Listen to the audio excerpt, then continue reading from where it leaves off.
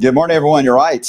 It is good fishing weather, Michael, for today. Nice, good overcast setup there. I hope you guys are doing well. I'm Wave Meteorologist Brian Good on this. What is today? It's Friday. How could I miss that? Happy Friday, everyone. Glad we're finally here to the end of the holiday week. I know it's been a short week for some of you, and for some of us, it's been a very long, long stretch here. So I am personally glad it's Friday. So some good news, right? So we're going to enjoy today. It's going to be nice. We're going to enjoy today. It's going to look different. Already does look different outside.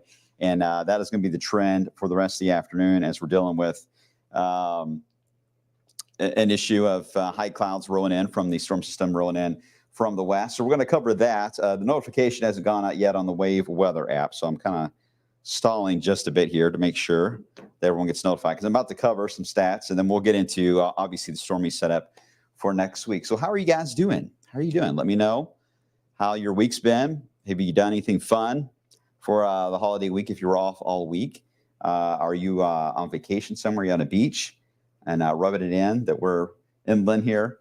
Hello to Janet as well over in Owen County. I remember thinking about you guys, Janet, on Memorial Day. Was it Memorial Day? I believe it was. Sunday, I'm sorry. Days are all run together. Sunday night, you guys had that line of storms. It was pretty late. I think you were closer to the midnight hour when they hit you. So there you go. Enjoy your weekend. It's been busy. It has been busy for all of us here. Thanks, Adam. Appreciate that. It's a very unusual spring. We haven't had one of these in a while, and got a feeling we're going to end up with more down the road here. It's gonna be a really tough pattern to try to shake. We're gonna try, do our best, but it is going to the signal right now is everything keeps wanting to repeat, and hopefully not into a repeating fashion on the severe side, which I doubt it'll be anything like what we just had. But as far as severe weather in general, it's going to be a little tough to break out of this. But there are the good news about that. If it keeps repeating, then the nice weather we just had will also come back. So there will be some nice periods to enjoy. Hi, Marianne. Memphis, Indiana. Hope all is well. These temperatures are your favorite. They are very nice. Yes, very, very nice. I was off last week with no AC. Back to work this week. The window's open and a new AC. Well, the new AC arrived when it cooled down, right? That's how it always goes. But at least you had everything work out, Elizabeth. I know that's tough when you get power outages in the summertime, especially at night. It's miserable to try to sleep at night in a humid, warm house when you have no AC like that. It makes it very, very difficult. So hopefully everyone's getting their power back on. Everything's getting back to somewhat normal. All right, I'm going to go ahead and get started. We're going to roll right into a couple stats here for you guys. As you guys know, we've been talking a lot about obviously severe weather and tornadoes for a while. This is a preliminary tornado count that we've got. Some of this may change once there's some confirmations or there's some adjustments. So that's certainly possible. I can't rule that out.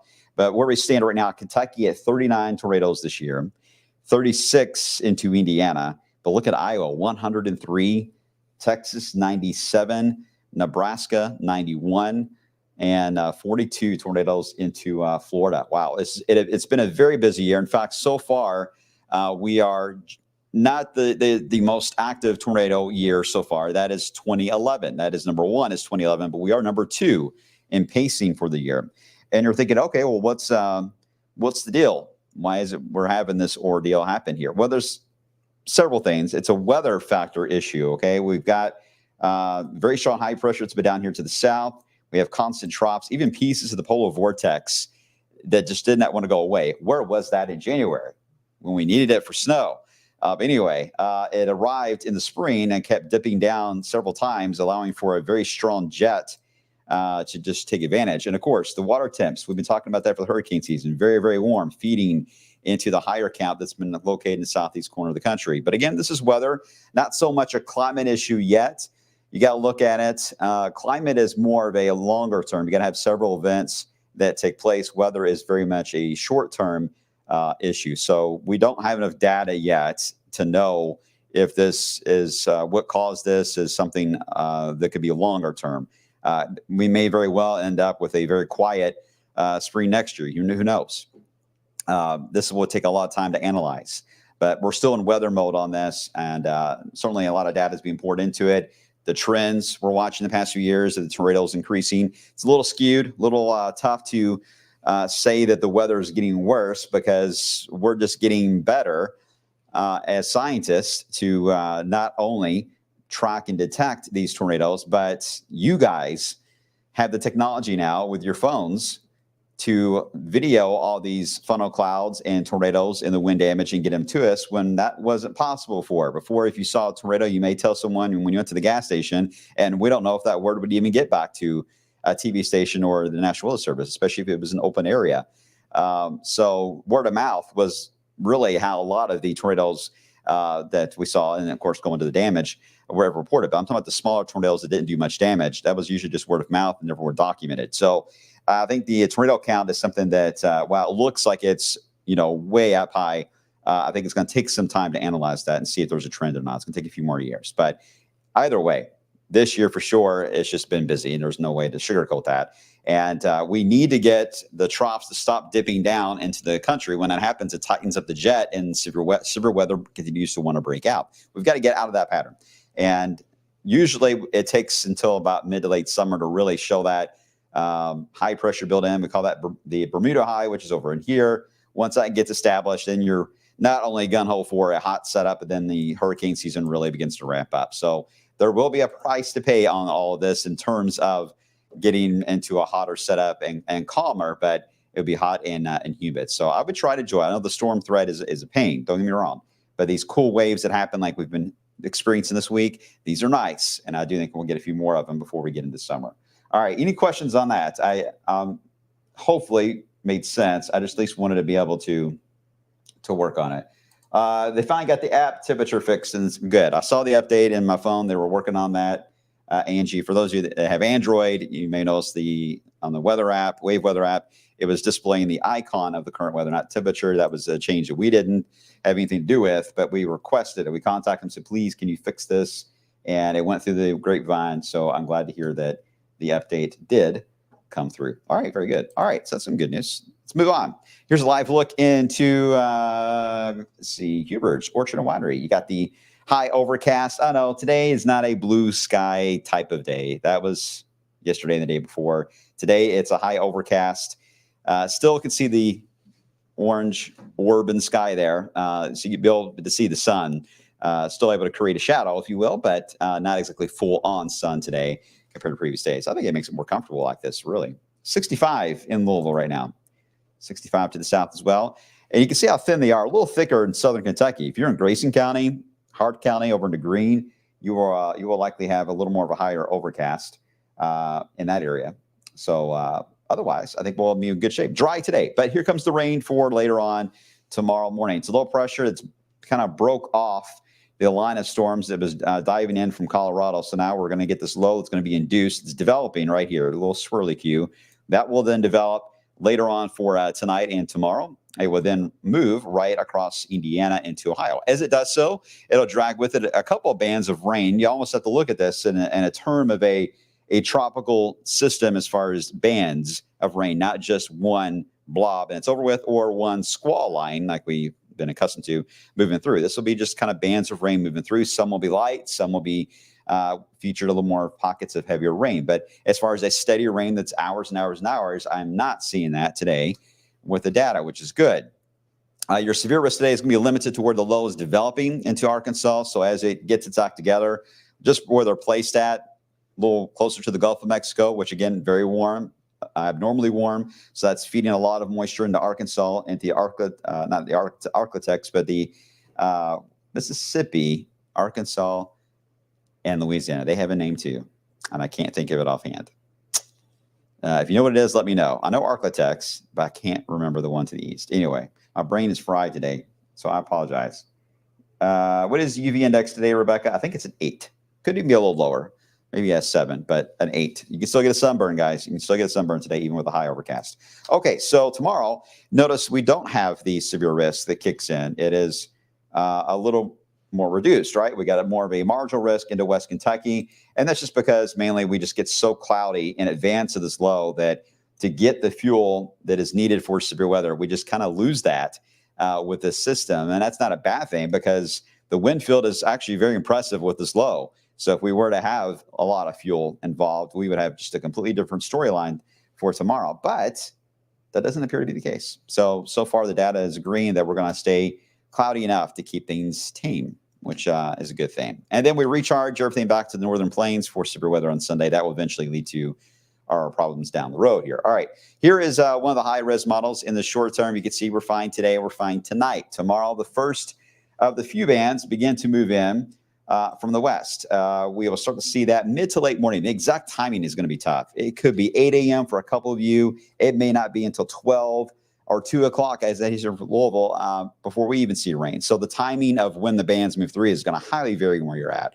And they won't last very long. There'll just be a wave of rain. And you may run into a pocket of moderate rain at times. I'm not going to rule that out. Maybe a little bit of thunder. But this is not a severe setup. Just like a few bands of showers moving through. You're going to get some breaks in between them. So that's good. So look at the radar and the Wave Weather app. You'll see one pass by. And you should see a gap. And if you need to run to the store real quick or run a couple errands, you got that gap to do just that. More will continue into the night. Now, the nighttime ones, this model is not showing it. But I do think there could still be a few pockets of moderate to heavy rain that may form on the tail end of this. This is trying to leave town Saturday night because it is very slow moving. I do think that at that point you could run into some rain totals could get up there of about an inch or so. Otherwise, I think a lot of you will be certainly far under the inch mark. But if you get under some of those heavier bands that train or repeat themselves, yes, you're going to get some pretty high rainfall totals, but a very localized sense. Okay, so that's the plan right now on Saturday and Saturday night. Sunday, it doesn't look bad. I mean, we're going to be cloudy in the morning, leftover showers. The sun will try to poke through more into the afternoon. Yes, it's a setup, but we're still unstable. So if you're going to get any sun, it is going to cause a couple downpours, maybe a thunderstorm to pop on the radar Sunday afternoon. I can't rule that out. One or two could be on the gusty side. Again, severe parameters are not all there, but still, this time of the year when you can get a thunderstorm or two, you can get some gusty winds and some lightning. So if you're going to be out boating or going swimming, wherever the case is, I think you'll get some sun on Sunday, but just be aware of those pop-up showers and thunderstorms that'll move on by. All right, then that calms down. And I really think overall, Monday doesn't look bad. I think we have a lower rain chance on Monday for a good reason. I don't see a whole lot happening until really we get into Tuesday, into Wednesday. Then we start to run into a few complexes of storms that may try to run through here. And that's it. Complexes of storms, they run through. You'll get some dry time for several hours, maybe more than 12 hours of dry time. And then you get another one that'll roll through. But each one of these that pass through will contain heavy rain and perhaps a case of severe weather. The one day that we're watching the most for severe weather will be when an actual cold front moves in, as always the case, right? Comes in like a shovel and scoops all this up. That looks to be Wednesday night. And that's been holding for a few days now for a band of showers and storms. Now, the Euro wants to redevelop a secondary line, by the way, behind that. But right now we're thinking Wednesday night. If there's going to be any alert day that could get issued in this kind of a pattern, it looks to be Wednesday night. Let me show you a look here. I apologize. My system has locked up on my end, so I can only see what you guys are watching. So I'm watching 3 different screens. Sorry about that. Okay, here is the CSU, Colorado State.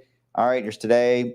There's Monday. I'm sorry, there's Sunday. There's Monday. And you see on Tuesday, we start to enter some of the severe risk there. But it is Wednesday right there that we are a little more focused on that severe potential before finally we clear the air out next Thursday into Friday. So again, if there's any day that could go to an alert day, it would be Wednesday. We're not quite to that point yet, though. It's a very muddy setup. There's a lot of storms that happen early in the day, and it's always the case with that. They could tame down the reality of what could be coming our way. So that's where we stand on the extended. Let me get right into the outlook here on the 10-day. I will say that once the system passes by, it will be windy, a very prolonged period of gusty winds starting next weekend, really Thursday and Friday into next weekend. We'll have daily wind gusts that could go up to 25 up to 30 miles per hour.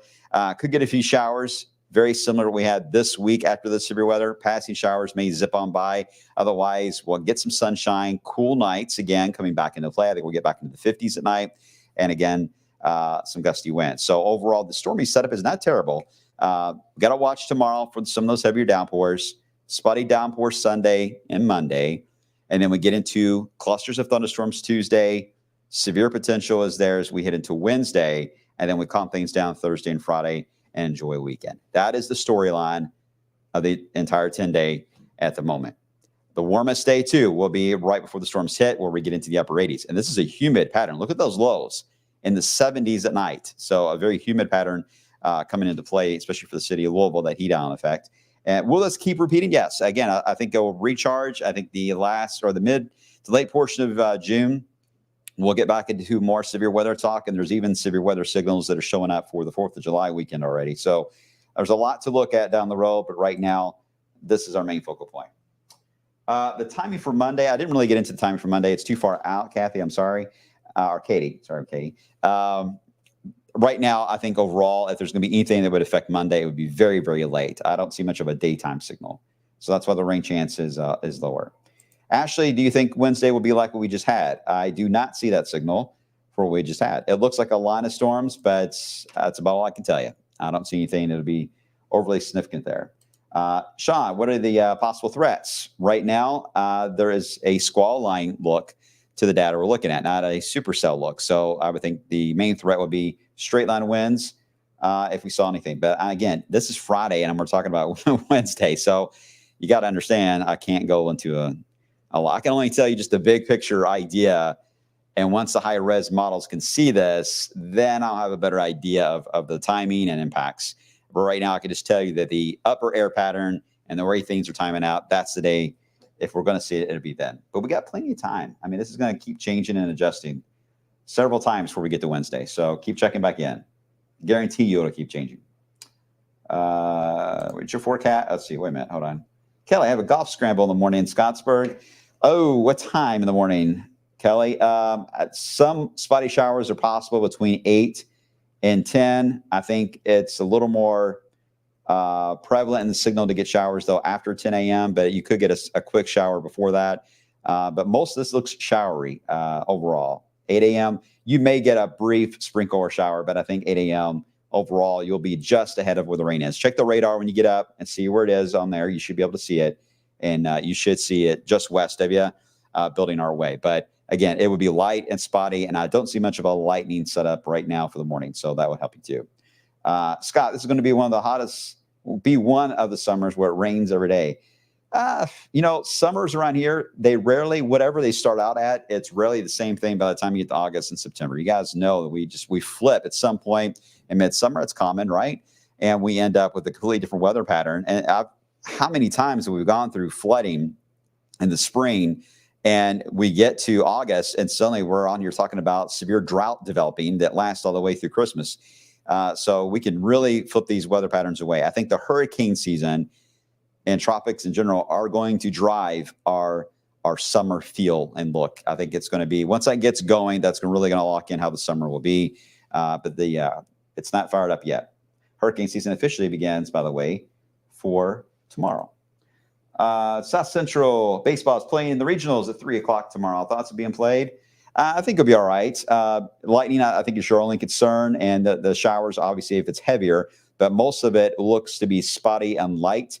I can't roll out one or two moderate pockets there, Brad. But right now, the trend looks better than what it did yesterday. Yesterday looked like a lot more of a heavier rain signal. Today, it's actually easing off a bit and becoming more scattered. So that may play in your favor. I can't go completely dry. Radar on Sunday. Let me see. Yes, I can do that. Hold on one second. Let me bring that back up. You not be able to see very well on this image. This is Sunday morning. Here we go. The red, by the way, is fuel. It's a storm fuel you're looking at. Here's 11 a.m. Again, a few little spotty thunderstorms pop up, mainly across Kentucky, as you can see there. Not much in Indiana. That's where your best fuel will be south of the parkways on Sunday. So if there's any thunderstorm potential, it'll be near and south of the parkways. Otherwise, the rest of the area looks quiet. If you're in Louisville, Northern Kentucky, and Indiana, I don't see a lot happening at 11 a.m. I'm not sure where you're at, Scott, but if it's in Louisville or Southern Indiana, you're in good shape. Maybe a little breezy. I love RC planes. I'm jealous. I would love to go. I need to go to one of those shows. It's at EP Tom Sawyer Park. Okay. The wind's the only thing you got to worry about. It looks like a northwest wind right now based on the curl of the low as it moves by to our east. So just keep an eye on the wind gusts. But other than that, I don't see any major problem. But that's very cool. RC planes. Love that. All right. Yeah, Angela, the trend of larger hail like you saw in Texas, large hail like that is getting to be a problem. Some of these supercells have been forming in Texas have been unreal. The hail coming through that Walmart I remember that on a Monday through those skylights. So yeah, a lot of large hail. We've been lucky to not have a lot of large hail here locally this year. We've been warm enough in the atmosphere and saturated enough. We haven't had as much of a large hail set. We've came close a couple of times, but down there they got a little more dry pockets, and that's what you need to really allow for really large hail to form. Let's see. All right, last question here. Then I got to run. I got to get focused on midday. Running behind is always, guys. I need like 3 extra hours in the day, and I'll be fine. Hey, Brian, what's the weather like from 1 o'clock going forward? For today, you're fine today. You're fine. Just a high overcast. So you don't have to worry about getting as much of a sunburn, but wear the sunscreen just in case. Okay. And Dale, I just saw your comment at the last minute there. E-Town, again, for tomorrow, it's going to be just a scattering of showers. Your pockets of moderate rain will be about midday, and then you'll get some breaks and then more rain showers as we head into the evening hours there. Okay. Toby, you meant tomorrow. Toby, tomorrow after 3 o'clock, you may have to deal with some downpours. Again, here's the future cast. There's 130, one wave passes by, and it's just one model. Okay. There's others have rain placed in different spots when I'm showing you, but I'm just trying to give you an idea that in general, you enter the rain zone throughout the day. It'll be off and on, off and on. Your biggest concern, obviously, is going to be heavy rain and lightning. So those are the things that's great on the Wave Weather app because they will notify you if anything gets close to you so you can make adjustments to the game and do a quick delay if needed. All right, I got to run, guys. I appreciate you all as always. And I hope you guys have a good weekend and have a chance to relax. And don't worry too much about the rain side of things. We'll keep that on track. Carson's back from his vacation, so he'll keep you updated as we head throughout the weekend. So look for his notifications as well. All right, behave yourselves. I'll see you on the flip side.